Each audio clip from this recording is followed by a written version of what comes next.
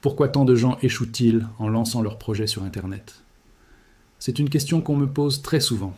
Chaque jour, des milliers de personnes se lancent, pleines d'espoir, prêtes à conquérir le monde digital, mais quelques mois plus tard, une grande partie a déjà abandonné.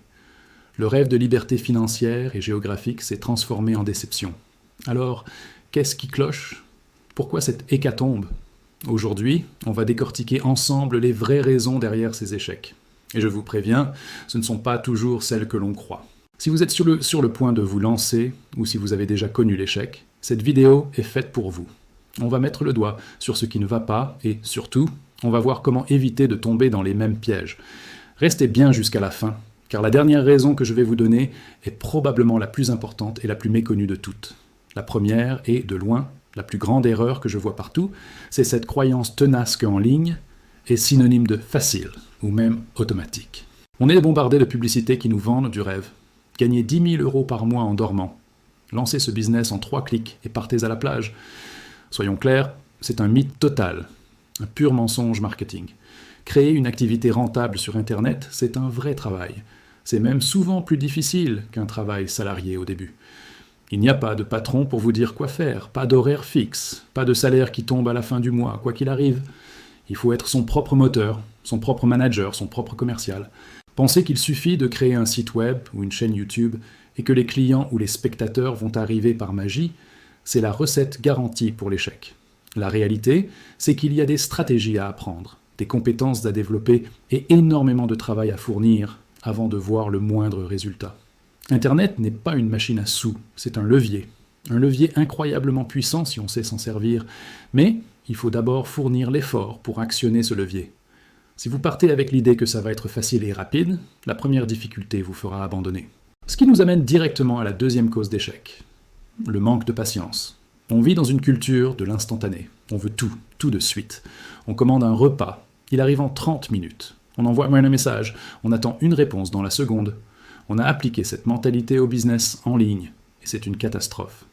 La vérité, c'est que la plupart des modèles économiques sur Internet, que ce soit une chaîne YouTube, un blog, une boutique e-commerce ou même du freelancing, demandent du temps. Un temps considérable. On parle en général de 6 à 12 mois de travail acharné avant de générer le premier euro. Oui, vous avez bien entendu. 6 à 12 mois. Pendant cette période, vous allez publier des dizaines, voire des centaines de contenus. Vous allez tester des produits. Vous allez contacter des clients potentiels et souvent, vous aurez l'impression de travailler dans le vide. C'est ce que j'appelle la traversée du désert. C'est le moment le plus difficile, celui où 95% des gens abandonnent.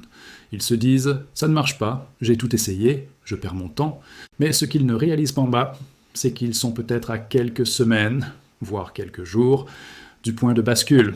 Le succès en ligne n'est pas une ligne droite, c'est une courbe exponentielle. Ça stagne pendant très longtemps, puis soudain ça décolle. Ceux qui réussissent sont simplement ceux qui ont eu la patience et la persévérance de continuer à travailler pendant cette longue phase de stagnation.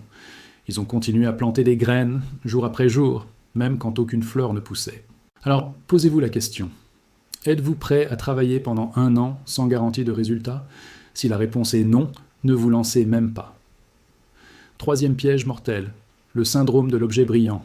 Vous connaissez? C'est cette tendance à sauter d'une idée à l'autre, d'une méthode à l'autre, sans jamais aller au bout de quoi que ce soit. Un jour, vous êtes convaincu que le dropshipping est la solution miracle. Vous commencez à monter votre boutique, vous choisissez des produits, mais 1 semaine plus tard, vous tombez sur une vidéo qui vous explique que le vrai filon, c'est l'affiliation Amazon. Alors, vous laissez tomber votre boutique pour créer un blog de niche. Puis, 15 jours après, un ami vous parle de la création de contenu sur TikTok. Hop, vous abandonnez le blog et vous vous lancez sur TikTok. Et ainsi de suite. Le résultat? Au bout de 6 mois, vous avez touché à tout, mais vous n'avez rien construit de solide. Vous êtes un expert en démarrage, mais un débutant en finition. Ce syndrome est alimenté par la peur de manquer une opportunité, la fameuse FOMO, Fear of Missing Out. On a l'impression que la nouvelle méthode est toujours meilleure, plus rapide, plus facile que celle sur laquelle on travaille actuellement. C'est une illusion. La vérité, c'est que presque toutes les méthodes fonctionnent à condition de s'y tenir. Le succès ne vient pas de la méthode parfaite, il vient de la concentration et de l'exécution sur une seule méthode. Choisissez un chemin, un seul, et creusez. Creusez profondément. Ignorez le bruit autour. Désabonnez-vous des gourous qui vous vendent une nouvelle opportunité chaque semaine. Concentrez-vous sur votre projet et n'en changez pas avant d'avoir tout donné pendant au moins 1 an. La discipline de dire non aux nouvelles opportunités est l'une des compétences les plus précieuses d'un entrepreneur.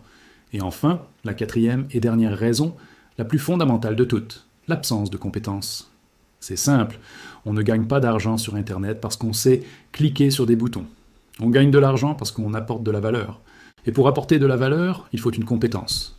Une vraie compétence qui résout un problème précis pour une personne ou une entreprise.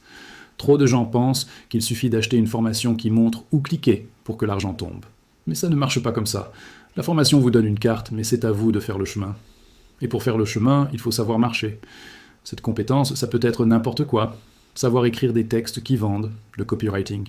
Savoir créer des visuels attractifs, le design graphique. Savoir gérer des campagnes publicitaires sur les réseaux sociaux. Savoir monter des vidéos captivantes. Savoir optimiser un site pour les moteurs de recherche, le SEO. Savoir coder. Savoir accompagner des personnes pour atteindre un objectif, le coaching. L'argent que vous gagnez sera toujours proportionnel à la valeur du problème que vous résolvez pour les autres. Vous voulez gagner plus? Devenez meilleur pour résoudre des problèmes plus importants, ou pour les résoudre pour plus de gens. Ne cherchez pas le hack ou le secret. Cherchez la compétence que vous pouvez développer et monétiser. Investissez en vous. Lisez des livres, suivez des formations de qualité, mais surtout, pratiquez, pratiquez, pratiquez. Créez des projets, même gratuitement au début, pour vous faire la main. C'est en devenant réellement bon dans un domaine que vous deviendrez indispensable. Et quand on est indispensable, on n'a plus de problème pour gagner de l'argent. Pour résumer, les 4 cavaliers de l'Apocalypse pour votre business en ligne sont croire que c'est facile, manquer de patience, être distrait par le syndrome de l'objet brillant et ne pas développer de compétences réelles. L'échec n'est jamais une fatalité, c'est une accumulation de petites erreurs et de mauvaises décisions. La bonne nouvelle, c'est qu'en étant conscient de ces pièges, vous pouvez les éviter.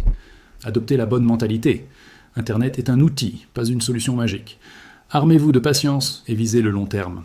Choisissez une stratégie et tenez-vous-y avec une discipline de fer. Et surtout, concentrez-vous sur le développement d'une compétence à haute valeur ajoutée. Si vous faites cela, vous mettez toutes les chances de votre côté.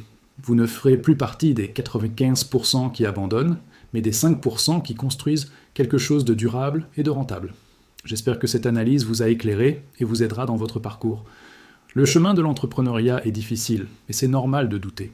Si vous vous sentez parfois dépassé ou si vous avez des pensées sombres, n'hésitez jamais à en parler à un proche ou à un professionnel de la santé mentale. Votre bien-être est la priorité absolue. Il existe des lignes d'écoute et des ressources pour vous aider, ne restez pas seul.